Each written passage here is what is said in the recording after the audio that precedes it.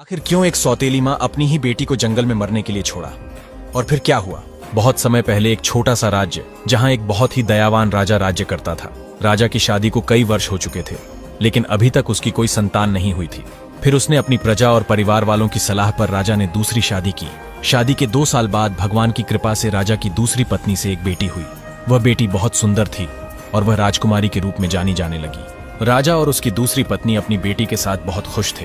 राज्य में बड़े धूमधाम से जश्न मनाया गया, क्योंकि कई वर्षों के बाद राजा के घर संतान का जन्म हुआ था। राजा ने बड़े प्यार से अपनी बेटी का नाम अवंतिका रखा। समय के साथ राजा अपनी दूसरी पत्नी से अत्यधिक प्रेम करने लगा, लेकिन राजा की पहली पत्नी को यह सब देखकर ईर्ष्या होने लगी और वह अपनी सौतेली बेटी के प्रति जलन महसूस करने लगी। जब कुछ साल बीत गए तो वह बच्ची थोड़ी बड़ी हो गई और अपने पिताजी को प्यारी सी जुबान से पिताजी कहकर पुकारने लगी। राजा की पहली पत्नी पूरी तरह से उसकी दुश्मन बन चुकी थी। उसके दिमाग में अब हमेशा यही ख्याल आता था कि इस बच्ची को कैसे अपने रास्ते से हटा दिया जाए, क्योंकि उसे लगता था कि इस बच्ची की वजह से उसका पति उससे कम प्रेम करने लगा है और वह अपनी दूसरी पत्नी से ज्यादा प्रेम करता है।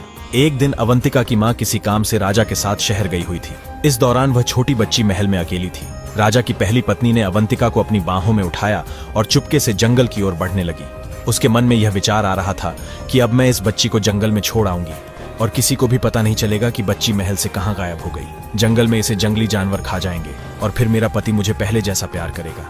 वह महल से काफी दूर चली गई और कुछ घंटों बाद एक सुनसान जंगल में पहुंच गई। वहां उसने बच्ची को फेंक दिया और फिर वापस महल लौट आई। जब अवंतिका की सौतेली माँ उसे जंगल में फेंक दिया तो वह मासूम बच्ची अपनी दोनों छोटे छोटे पैरों से जंगल में इधर उधर रोते हुए घूमने लगी। क्योंकि बहुत छोटी थी इसलिए पूरी तरह से चल नहीं पा रही थी। बच्ची कभी पत्थर से टकराती तो कभी उसके हाथों और पैरों में कांटे घुस जाते। वह पूरी तरह से जख्मी हो चुकी थी। रोते रोते वह जंगल में सो गई। सुबह जब बच्ची की आंखें खुलीं तब वह बहुत भूख से तड़प रही थी। बच्ची जंगल में काफी जोर जोर से रो रही थी। इसी बीच बच्ची की रोने की आवाज सुनकर जंगल में रहने वाली एक बंदरिया, जो अपनी 2 बच्चों के साथ वहां रहती थी, वह रोने की आवाज सुनकर वहां आई और उसने देखा कि बच्ची रो रही थी। बंदरिया ने बच्ची को अपनी गोदी में उठा ली और अपने घर की तरफ चलने लगी।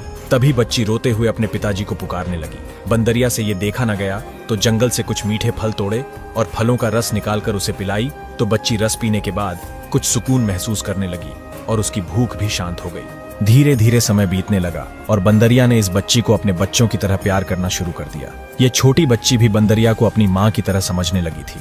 बंदरिया कभी उसकी होठों को चाटती तो कभी उसके गालों को प्यार से सहलाती, जैसे कोई माँ अपने बच्चों से करती है। बंदरिया ने कई दिनों तक इस बच्ची का ख्याल रखा, उसे हर चीज का ध्यान रखा, जैसे कोई माँ अपनी संतान का रखती है। एक दिन एक साधु महाराज उसी रास्ते से भ्रमण कर रहे थे। तभी साधु की नजर पड़ी कि जंगल में एक बंदरिया के हाथ में इंसान की बच्ची है। यह देखकर साधु को बड़ी हैरानी हुई। कुछ देर विचार करने के बाद साधु महाराज ने तुरंत ही बच्ची को बंदरिया से लिया और अपने आश्रम में ले आए, जो कि इसी जंगल में था। धीरे धीरे साधु महाराज ने भी बच्ची का ख्याल रखना शुरू कर दिया। जैसे बंदरिया ने उसे माँ की तरह प्यार किया था, अब वही स्नेह उसे साधु महाराज से भी मिलने लगा। वह बच्ची और बंदरिया दोनों आश्रम में रहने लगे। बच्ची साधु महाराज के आश्रम से बाहर निकलकर बंदरिया और उसके बच्चों के साथ खेलती रहती थी। बंदरिया भी उसे सुबह शाम बहुत प्यार से देखभाल करती। वह जंगल से मीठे फल लाकर उसे खिलाती। धीरे धीरे समय बीतता गया और वह बच्ची 6 साल से ज्यादा बड़ी हो चुकी थी। बच्ची साधु महाराज को बाबा कहकर पुकारने लगी और इस छोटी सी बच्ची ने इस बंदरिया को ही अपनी माँ मान लिया था, क्योंकि वह बचपन से उसी के साथ पली बढ़ी थी और उसे ही अपनी माँ समझती थी। कुछ सालों बाद वह लड़की 16 साल की हो गई थी। साधु महाराज ने इस बच्ची का नाम आराध्या रखा था। अब आराध्या पहले से कहीं ज्यादा सुंदर हो चुकी थी। उसके चेहरे पर एक दिव्यता और मासूमियत थी जो किसी को भी मोह ले। उसने कभी भी जंगल से बाहर कदम नहीं रखा था। जंगल ही उसका संसार बन गया था। जंगल के सारे जानवर, उसे माँ की तरह पालने वाली बंदरिया और उसकी 2 संतानें, जिनके साथ आराध्या बचपन से रही थीं, उसे अब अपने बहन और माँ की तरह प्रेम करने लगे थे। वे सब मिलकर एक परिवार की तरह रहते थे। एक दिन साधु महाराज ने आराध्या को अपने पास बुलाकर कहा, बेटी, मुझे किसी आवश्यक कार्य से चंद्रपुर राज्य जाना है, क्योंकि वहाँ के राजा ने मुझे बुलाया है। मैंने तुम्हारे लिए इस आश्रम में हर जरूरी चीज का इंतजाम कर दिया है। तुम्हें किसी भी चीज के लिए बाहर जाने की जरूरत नहीं पड़ेगी। ये बंदरिया हमेशा तुम्हारे साथ रहेगी और इसके दोनों बच्चे तुम्हारी पूरी सुरक्षा करेंगे। आराध्या ने श्रद्धा और चिंता से साधु महाराज की बात सुनी, लेकिन जैसे ही उन्होंने उसका सिर सहलाकर उसे आशीर्वाद दिया, उसकी आंखों में थोड़ा डर और उदासी तैर गई, जैसे एक बेटी अपने पिता को जाते समय महसूस करती है।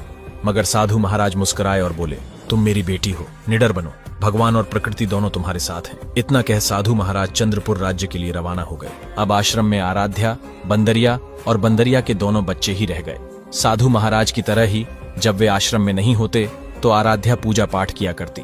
आसपास बंदरिया और बंदरिया के बच्चे बैठकर आराध्या की पूजा को बड़े ध्यान से देखा करते थे।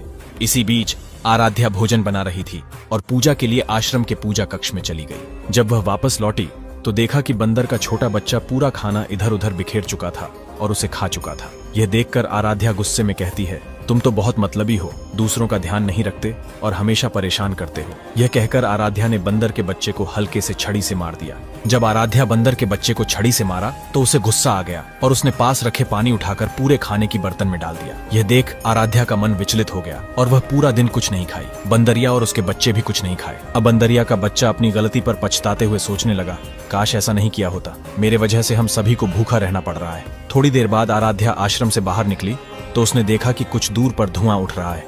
आराध्या के पास खाने के लिए कुछ नहीं था तो उसने सोचा, क्यों ना जहां धुआं दिख रहा है वहां जाकर देखूं। चलते चलते वह धुएं के पास पहुंची तो देखा एक कच्ची सी झोपड़ी बनी हुई थी और वहां से धुआं निकल रहा था।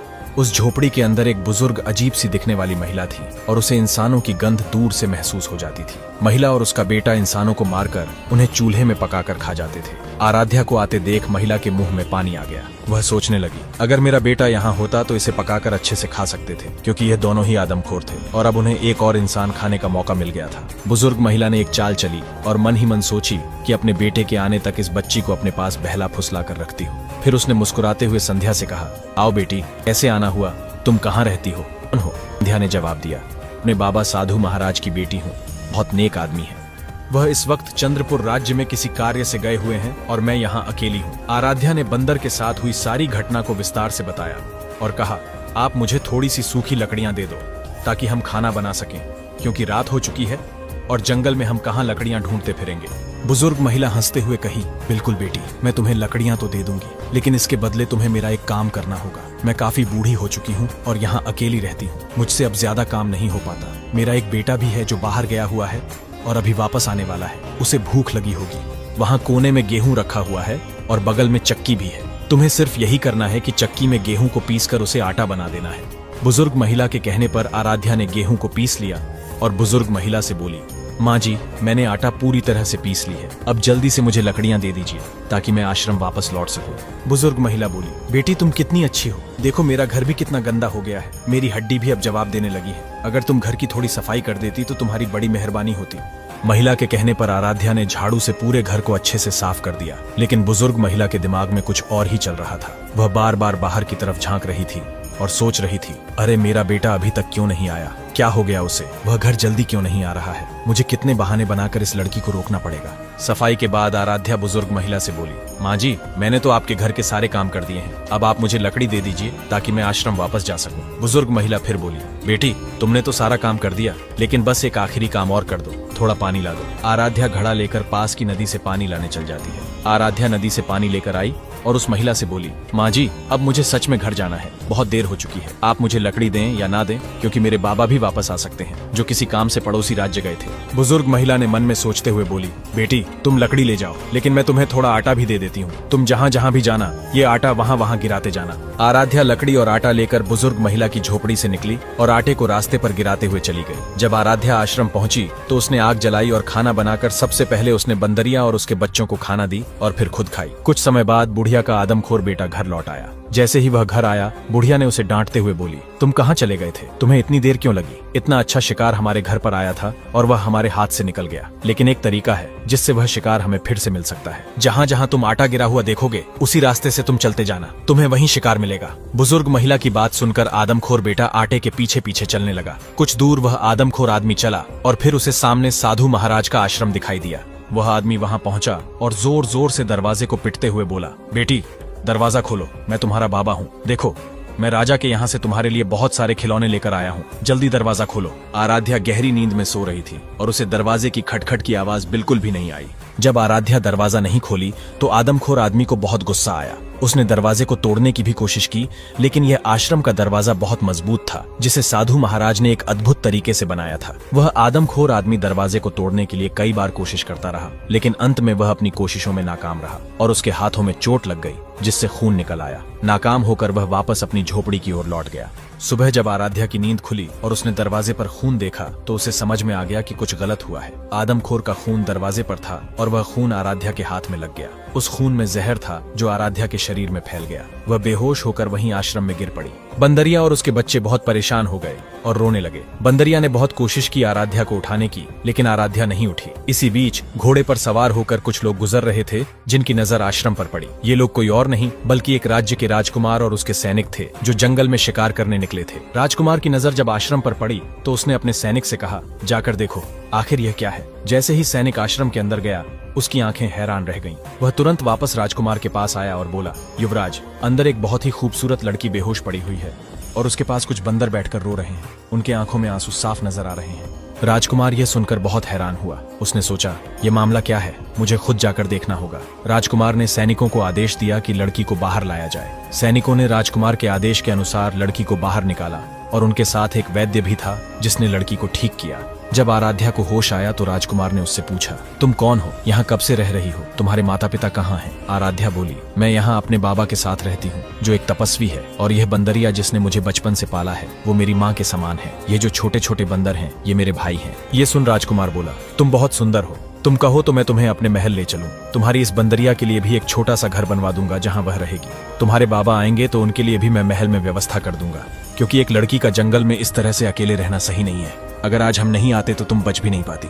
आराध्या को राजकुमार की बात सही लगी और वो मान गई। राजकुमार आराध्या के साथ बंदरिया और उसके बच्चे को अपने महल ले गया। जब सभी महल पहुंचे तब राजकुमार की माँ बोली, बेटा, तुम इस लड़की को महल लेकर क्यों आए हो? तुम्हारा इसके साथ क्या रिश्ता है? लोग कई तरह की बात करेंगे और हमारी बदनामी होगी, तो इससे अच्छा है कि तुम इस लड़की से विवाह कर लो और इसकी सुरक्षा भी हो जाएगी। माँ की बातें सुन युवराज सोच समझ के आराध्या से शादी कर लिया, लेकिन युवराज की पहले से एक पत्नी थी। युवराज को अपनी पहली पत्नी से ज्यादा आराध्या से मोहब्बत हो चुकी थी। युवराज ने राजकुमारी के लिए 2 दासी भी रखे थे, जिनमें एक दासी का नाम बुद्धि था। बुद्धि एक दिन आराध्या से बोली, बेटी, तुम अपनी सौतन से थोड़ा संभल कर रहना, क्योंकि वह सही नहीं है, तुम्हें उससे खतरा हो सकता है। आराध्या बोली, माँ, ऐसा नहीं सोचते, ये गलत बात है। जानती हूँ कि वह मुझे बड़ी बहन की तरह मानती है, और भला हमारे पास किस चीज की कमी है?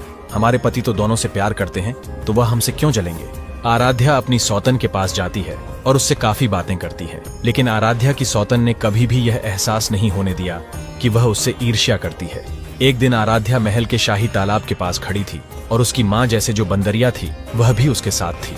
आराध्या की सौतन बोली, आराध्या, तुम तो बहुत खूबसूरत हो। श्रृंगार करने के बाद तुम बहुत सुंदर लगती हो। मुझे लगता है कि तुम्हें इस तालाब में अपना चेहरा देखना चाहिए, क्योंकि यह तालाब एक अद्भुत तालाब है। जैसे ही आराध्या अपनी सौतन के साथ तालाब के पास जाती है, बंदरिया ने आराध्या को रोकने की कोशिश की, जैसे वह पहले से जान चुकी थी कि आराध्या की सौतन के मन में कुछ गलत चल रहा है। बंदरिया ने आराध्या के पल्लू को पकड़कर खींचने की कोशिश की, लेकिन आराध्या को उस समय कुछ समझ नहीं आया और वह बंदरिया पर गुस्सा हो गई। गुस्से में आराध्या बोली, तुम्हें क्या काम है? कभी तो मुझे अकेला छोड़ दिया करो। आराध्या अपनी सौतन के साथ तालाब के किनारे चलने लगती है, जो पानी के बहुत करीब था। जब आराध्या तालाब के सामने खड़ी होकर पानी में अपना चेहरा देख बहुत खुश होने लगी, तब आराध्या की सौतन ने पीछे से आराध्या को पानी में धक्का दे दिया। आराध्या को तैरना नहीं आता था और तालाब पूरी तरह पानी से भरा था, इसलिए वह डूबने लगी। आराध्या को डूबते देख उसकी सौतन महल की ओर भाग जाती है। जैसे ही युवराज अपना काम खत्म कर महल लौटता है तो आराध्या उसे कहीं नजर नहीं आती है। युवराज परेशान होकर अपनी पहली पत्नी से पूछा, आखिर आराध्या कहाँ है? मुझे तुम पर पहले से शक था, कहीं तुमने उसके साथ कुछ गलत तो नहीं किया है? वह बोली, स्वामी, मैंने उसके साथ कुछ भी गलत नहीं किया है। ये सब कुछ बंदरिया का ही किया धरा हो सकता है, क्योंकि वह बंदरिया ही थी जो हमेशा आराध्या के साथ रहती थी। यह सुनकर युवराज को बंदरिया पर बहुत गुस्सा आया। उसने अपने सैनिकों से कहकर उसे कारागार में बंद करवा दिया। जब से आराध्या गायब हुई थी, युवराज को कहीं भी चैन नहीं आ रहा था। वह पागलों की तरह हर वक्त आराध्या को ढूंढता रहता था। युवराज का खाना पीना भी छूट गया था और उसका मन बस आराध्या में ही खोया रहता था। कुछ दिन बाद युवराज तालाब के किनारे से गुजर रहा था तो उसने तालाब के पास एक फूल उगता हुआ देखा। उसी फूल में उसे आराध्या का चेहरा दिखाई दिया। जैसे ही युवराज फूल के करीब गया तो फूल ने बड़े ही भाव से युवराज का स्वागत किया। युवराज बड़े उदास मन से उस फूल से बोला, तुम्हें देखकर मुझे अपनी पत्नी आराध्या की याद आ रही है, क्योंकि वह तुम्हारी तरह खूबसूरत और नाजुक कली थी। पता नहीं कितने दिन हो गए वह कहाँ चली गई है। धीरे धीरे इस जगह पर युवराज को शांति मिलने लगी। जब भी उसका मन उदास होता वह तालाब के किनारे आकर उस फूल से बातें करता। युवराज की पहली पत्नी को इस बारे में पता चला तो वह यह जानने आई कि वह आखिर तालाब के पास क्यों जाता है। उसने अपने महल के एक नौकर को आदेश दिया कि तालाब के पास जो बड़ा फूल है उसे काट डाले। नौकर ने बिल्कुल वैसा ही किया, लेकिन चमत्कारी रूप से एक दिन के भीतर ही उस फूल की जड़ से एक बड़ा पेड़ उग आया। उस पेड़ पर बड़े बड़े अमरूद के फल लगे थे, जो आम अमरूदों से कहीं ज्यादा बड़े थे। इसमें सबसे हैरानी की बात यह थी कि वह अमरूद कोई भी नहीं तोड़ सकता था, क्योंकि वह युवराज के इलाके में था। इसी बीच पड़ोसी राज्य का राजा एक दिन भटकते हुए उस राज्य में पहुंचा जहां आराध्या का युवराज से विवाह हुआ था। ये वही राजा था जिसकी असली बेटी आराध्या थी। वह थका हुआ अपनी पत्नी के साथ उसी पेड़ के नीचे आ पहुंचा और दोनों पेड़ के नीचे आराम करने लगे। जब उसकी पत्नी अपनी आंखें बंद की तो एक बड़ा अमरूद पेड़ से गिरकर उसके पास आ गिरा। वह डर गई क्योंकि सोची कि अगर किसी ने देखा तो उसे अमरूद चुराने वाली समझेंगे। उस राजा की पत्नी अमरूद को लेकर अपने राज्य लौट आई और राजा से बोली, देखिए मुझे एक चमत्कारी अमरूद मिला है जिसकी चमक आम अमरूदों से अलग है। जब उसने टोकरी खोली तो अमरूद की जगह एक नन्ही सी बच्ची थी। राजा और उसकी पत्नी यह देखकर हैरान रह गए। उन्होंने सोचा यह भगवान का चमत्कार है और इस बच्ची को पालने का फैसला किया। बच्ची बहुत सुंदर थी और राजा की खोई हुई बेटी की याद दिलाती थी। जब राजा ने बच्ची को छुआ तो उस बच्ची ने देखते ही देखते एक जवान लड़की का रूप धारण कर लिया।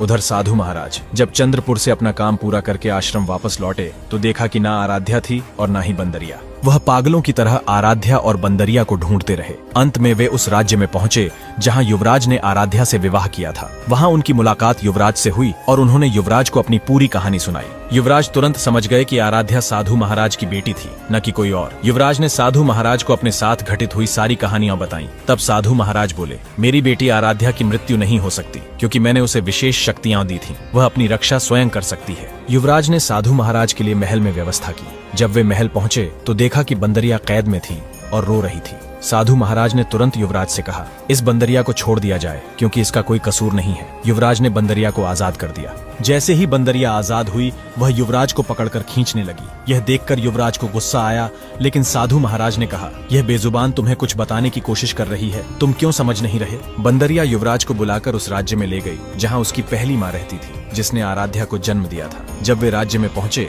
तो देखा कि एक बहुत खूबसूरत लड़की अपनी सहेलियों के साथ खेल रही थी। युवराज ने जब नजदीक जाकर देखा तो वह लड़की आराध्या थी। आराध्या अपनी सहेलियों के साथ खेलते हुए महल के अंदर पहुंच गई। युवराज ने जाने की कोशिश की, लेकिन तभी वहां के राजा की पत्नी आ गई और पूछा, तुम अंदर क्यों जा रहे हो? युवराज ने जवाब दिया, जो लड़की अभी अभी अंदर गई है वह कोई और नहीं मेरी पत्नी है। तब राजा की पत्नी ने कहा, हमने तो अभी तक अपनी बेटी की शादी नहीं की, तो वह तुम्हारी पत्नी कैसे हो सकती है? युवराज उदास होकर लौटने लगा। तभी बंदरिया दौड़ती हुई महल के अंदर घुस गई। जब आराध्या ने बंदरिया को देखा तो उसने उसे पहचान लिया और गले लगाकर रोने लगी। आराध्या ने अपनी माँ को पूरी कहानी सुनाई और कहा, जब मैं छोटी थी तो मेरी दो माँ थी, एक जो मुझे जंगल में छोड़ गई थी और दूसरी बंदरिया जिसने मेरा पालन पोषण किया। बाद में साधु महाराज ने मेरी देखभाल की जो मेरे बाबा थे। फिर एक दिन मेरी मुलाकात युवराज से हुई और हमने शादी कर ली, लेकिन मेरी सौतन ने मुझे तालाब में फेंक दिया। अब मेरे बाबा मुझे ढूंढ रहे होंगे क्योंकि वे मुझे छोड़कर चंद्रपुर गए थे। तब आराध्या की माँ ने पूछा, बेटी क्या तुम फिर से अपने पति के पास जाना चाहोगी? आराध्या ने कहा, हाँ माँ, मैं जरूर जाऊंगी। तभी महल के पास साधु महाराज और युवराज फिर से आ गए। आराध्या ने साधु महाराज को देखा तो वह दौड़ती हुई उनके पास गई और गले लगाकर खूब रोने लगी। आराध्या बोली, बाबा आप मुझे छोड़कर कहाँ चले गए थे? मुझे आपकी बहुत याद आ रही थी। साधु महाराज ने मुस्कुराते हुए कहा, बेटी शादी के बाद ससुराल में ही अच्छी लगती है, दूसरे के घर में नहीं। देखो तुम्हारे पति तुम्हें लेने आए हैं। जब आराध्या अपनी माँ को यह सारी बातें बता रही थी तो उसकी पहली माँ जिसने उसे जंगल में छोड़ा था उसने भी यह सब सुन लिया। उसने अपनी गलती कबूल की और कहा, बेटी मुझे माफ करो, मैंने तुम्हें जंगल में छोड़ दिया था, तुम वही बेटी हो जिसे मैंने छोड़ा था। आराध्या की असली माँ ये सुन आराध्या को गले लगाकर रोने लगी क्योंकि उसे ये बात नहीं मालूम थी कि उसकी बेटी अवंतिका अभी भी जीवित है। आराध्या ने अपनी सौतेली माँ को माफ किया और अपने पति युवराज के साथ अपने राज्य लौट आई। युवराज ने अपनी पहली पत्नी को 200 कोड़े लगवाकर महल से बाहर कर दिया। फिर वे दोनों खुशी खुशी अपनी जिंदगी जीने लगे। दोस्तों ये कहानी एक ऐसी सौतेली माँ की है जिसने अपनी बेटी को मारने के लिए जंगल में छोड़ दिया ताकि जंगली जानवर उसे खा जाएं। लेकिन दोस्तों वह कहते हैं ना, जिसका भगवान बचाने वाला होता है उसका कोई भी कुछ बिगाड़ नहीं सकता। ऐसा चमत्कार हुआ उस बच्ची के साथ जिसे एक बेजुबान बंदरिया ने अपना दूध पिलाकर उसे बड़े ही प्यार से पाल लिया। दोस्तों ये कहानी आपको कैसी लगी कमेंट बॉक्स में जरूर बताएं और अगली कहानी के लिए थोड़ा सा इंतजार करें। धन्यवाद।